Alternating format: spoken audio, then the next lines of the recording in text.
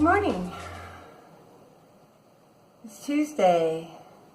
I'm back from the gym. There's this couple. They go to the gym together and they do their thing, and they are my obstacle because they're very fit and they like to they just sort of like to take over, and they put their yoga mats side by side, blocking all of the equipment every time. So it's annoying.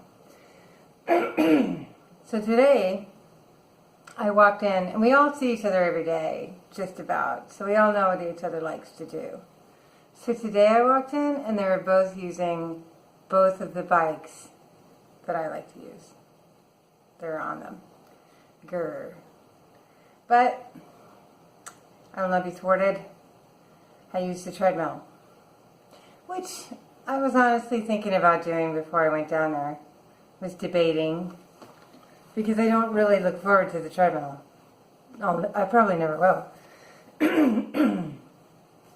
But anyway, today, oddly enough, the thing that is never available was the only thing available. Well, the elliptical is, there's always ellipticals because there's tons of them. But treadmill it was. And so it worked out. I did 20 minutes, which is the machine default. And in my 20 minutes, I did 1.25 miles, which is good. That's better than I've done. I did 3 running sprints, aka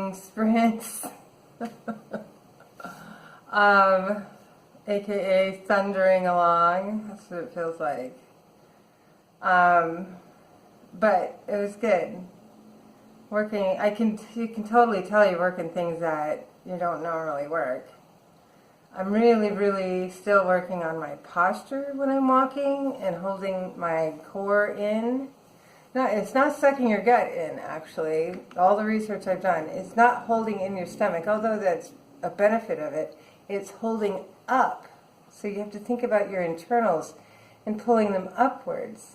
And it completely changes how you support your lower body. Like everything, how you support your back, how you support your hips, and how far back your shoulders are. It changes everything in thinking about pulling up your lower body internals rather than pulling in.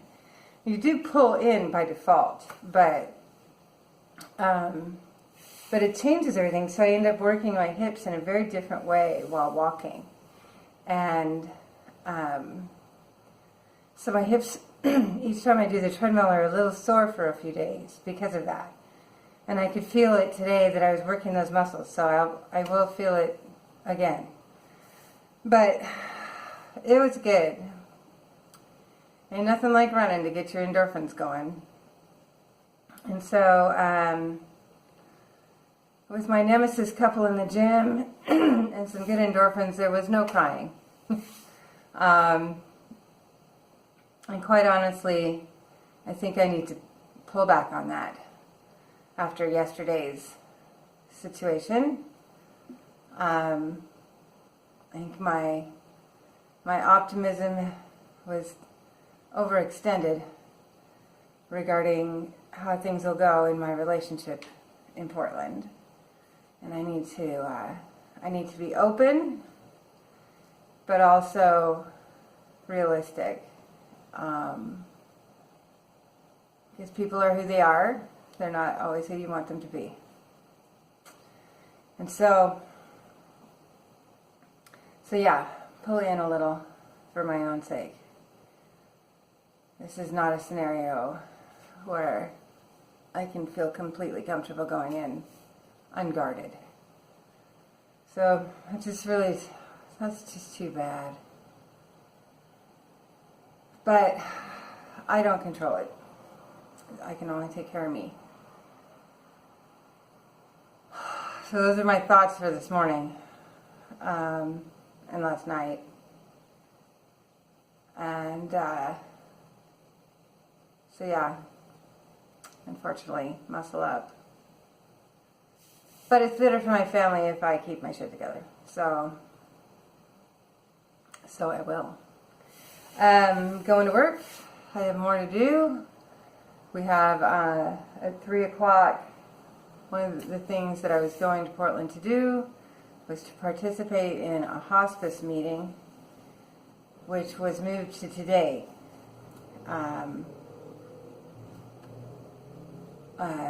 She wanted to pull it in a little closer, and I'm pretty sure she just didn't want me to go.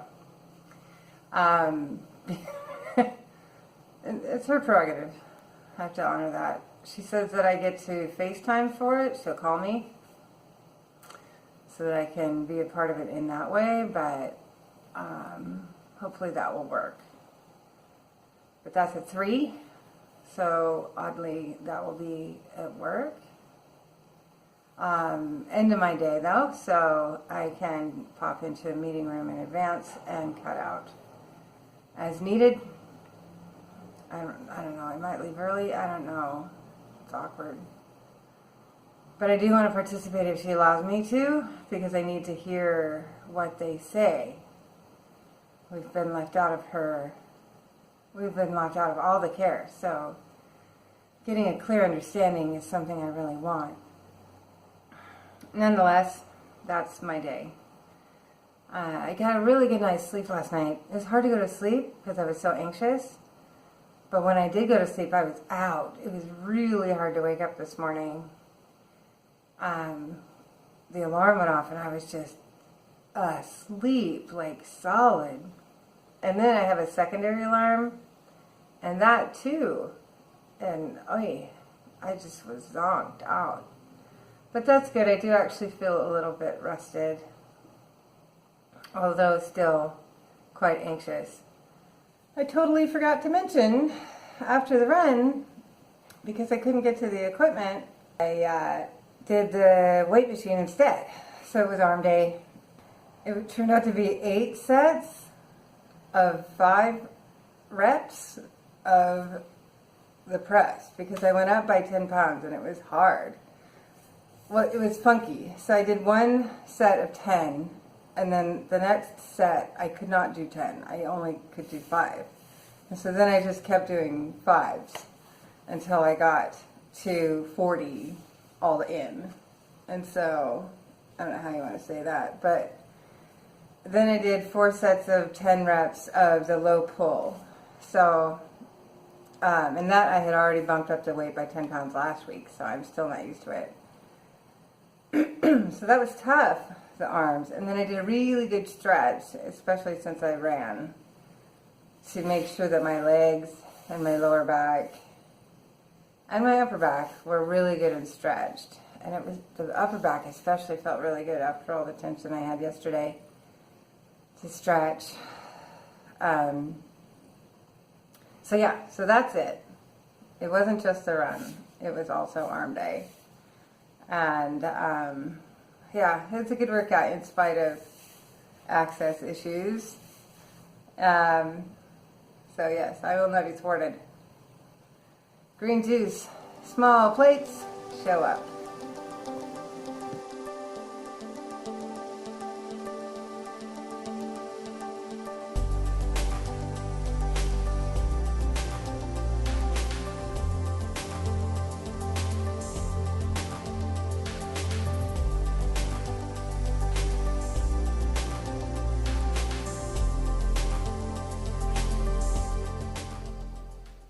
Hi, I'm home from work. It's Tuesday, and it was an okay day. I had green juice, a little bit of egg whites, a little bit of sauteed spinach, and a chia seed coconut milk pudding, which I didn't realize until I had big chunks of pineapple in it, the pudding. So I didn't eat, although it looks really big, I just ate the pudding part, and I didn't eat the pineapple because I think it might have been canned, and I don't trust canned for processed chemicals and sugar. So it ended up being probably less than half of that cup was pudding because it was full of pineapple. It was good pudding. The toasted coconut on top was nice. So that was breakfast. Lunch was Taco Tuesday. So it looked like a hot mess on the plate, but, well, and I guess it kind of was. I had a salad, spring greens with some cucumbers, some sliced baby peppers, some grape tomatoes, and some shredded chicken. And then they had a carnitas seasoned chopped mushrooms, seasoned chopped mushrooms on there, along with some pico de gallo, a little spoon of guacamole, and some cilantro and onions, and a little bit of shredded mozzarella. Not very much, but just a little. And then a little bit of melon and a pomegranate mint cooler is the name of the pink drink. So that was a really filling lunch, actually. I didn't have any snacks, didn't have any bone broth. That's all I've had. And I'm still completely fine. So that's good. I had a tough day with family.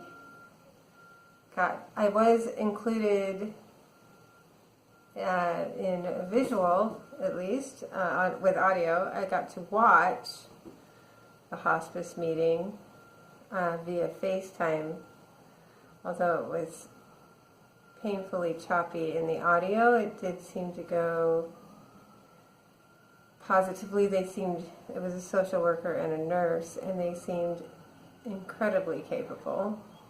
We did, thanks to Lysander for this suggestion again, we did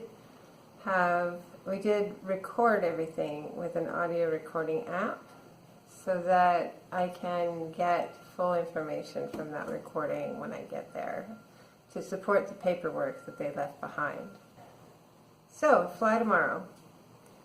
Work is in a good place. I don't know if I'll work a full day tomorrow.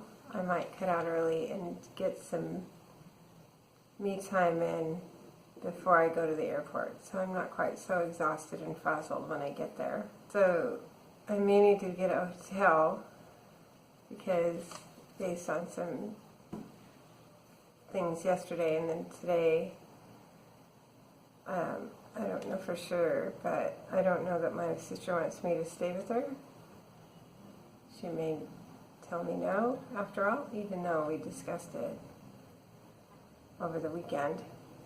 She may have changed her mind, but I don't have a direct answer on that yet. And that changes my options as far as what I was hoping this visit could be for our family. But I'll make the best of it. I guess I'll find out when I get there. I'm not sure. Yeah. So it continues to be really hard. But still going. I did listen to some podcasts today, sort of in the same direction as yesterday, of what I was talking about with fears and being willing to try, and that believing that you'll be okay on the other side of a goal. So you have a goal, but you don't really know how it will go, and you could fail or not fully succeed.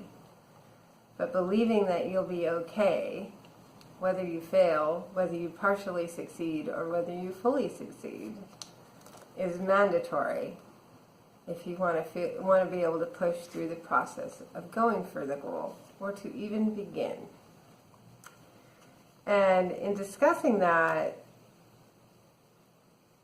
I mentioned that one of the things that I am afraid of sometimes with my health goals, and have been over the years, is that I don't know what it looks or feels like to be healthy and in my life, and how other people will respond to me, because people do respond to you differently when you're not overweight. And so I failed a few times because I get afraid. I don't know what that feels like, and it scares me because I identify myself as a fat girl. And if I don't identify myself as that, I don't know what I am. And I don't know what it's going to be like, and it's scary. And what if I don't know how to handle it? I don't know what I'm afraid of, but I am. It's there. And so today I thought, well, maybe I should work a little bit or research a little bit on identity. And so I did listen to this podcast about that. She brought up something interesting. I wrote it down.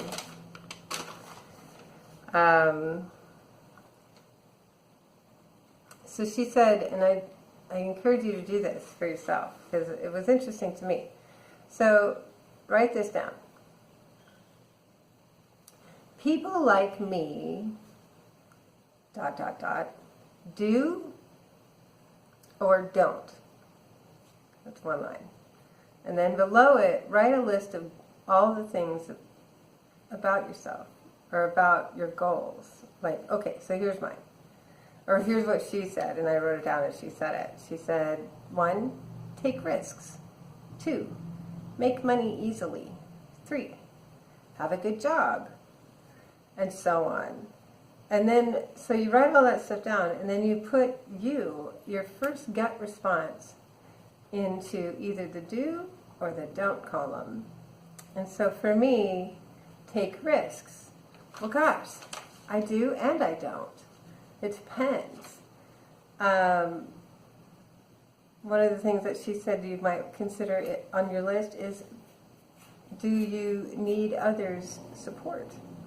Because reaching out to others for support in your life can be pivotal, and so on. So yeah, write a list of things. And my list went on from hers, because once you get going, you're like, oh, okay, well, what kind of things would I like to see in my life? And am I a do or am I a don't? And so for me, people like me are healthy. And is that a do or a don't? And it was a don't. My impulsive said don't. And so, okay, so I need to work on that, because if I don't identify myself as that, how can I create it? And she brought up a strong point. So your fears are buried in your identity. So I identify as a fat girl. My fears are buried in that identity that I've created for myself. But the thing is, all of those things that you identify as, so people like me are this, are that, like whatever that is. I'm the type of person who, fill in the blank. Whatever that is, those traits that you consider your identity, they're not true. They don't have to be true. They're only true because you believe them. You didn't create them. They were created by society and your family and repeated patterns that you learned from outside sources. It doesn't necessarily have to be true. And certainly for me, I'm a fat girl. That's not a trait at all. And so, and it certainly doesn't need to be. And the funny thing is, looking back, there's been so much family reflection lately. Looking back at my growing up, I wasn't fat anyway. I'm not quite sure how that label got on there. And so, how do I figure out how to erase that and rewrite my truth. Now, considering this topic really helped me today to get through some of that harder stuff with my family. Because if I don't accept the identity traits that were assigned to me by others as true and believe them myself, then who am I? And getting sucked into the whole family stuff that I am, which I want to be, has caused me, and I think this is true for many, when you go back into your family circle, that you pick up the identity that you had always had with them. Now, you may have shed it to a point in your life away from your family with your friends and your independent family of your own, but when you go back into your nuclear family that you grew up in, you just revert back to that personality and that identity that you carried with them because it's easy. And I have been doing that. And my identity growing up was a victim. I was subservient and I was a victim. And today I thought, no, that was assigned to me. I don't have to believe it. And I certainly don't have to continue that. And it changed a little bit of how I was thinking because I woke up in a really bad place. And from everything that went on yesterday, and I don't need to be in that bad place. I can choose. And so I kind of did. I mean, I'm still having a hard time because I'm losing a loved one and it's terrible. But I can also choose to not be a victim of this circumstance and to take control of my actions for me. I have to respect her wishes for herself and her boundaries for her, but how I behave is still certainly up to me.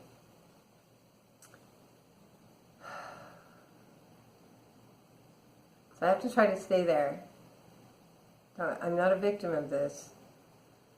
I'm a participant in a situation with my family. And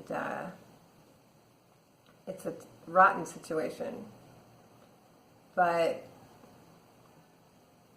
I can move through the situation with my sister productively without and still control my feelings to not allow myself to feel like a victim. It's different. Respecting someone's wishes and allowing them certain things is different than just being a subservient victim to somebody else's demands. That's a very different position. And I have to keep that in mind. It's really hard for me in this context. But I think if I can just somehow remind myself regularly, I can do it. So it goes back to sort of what I was talking about a couple weeks ago about claiming your own power. Harness your power. You are not the labels that were assigned to you. They're the labels that you choose to keep, or the labels you choose to create for yourself.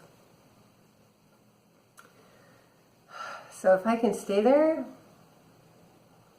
I'm sure I won't be able to consistently, but if I can stay there most of the time, I think not only will I feel better, but I think I'll make a better contribution to the situation with my family and in caring for my sister, because it gives me strength that is useful for all. So that's what I'm going to try to do. In the meantime, I packed a bag, and now I'm so OCD that I think I'm going to repack it and try to take it down a notch because I have too much stuff. So I'm going to try to repack my bag tonight. I don't know what I'm doing for dinner. I've got to get up early and get my ass to work. Work is going great. At least that works. All this intention and focus on work so that I don't have to think about my family during the day is coming together because my work's doing awesome.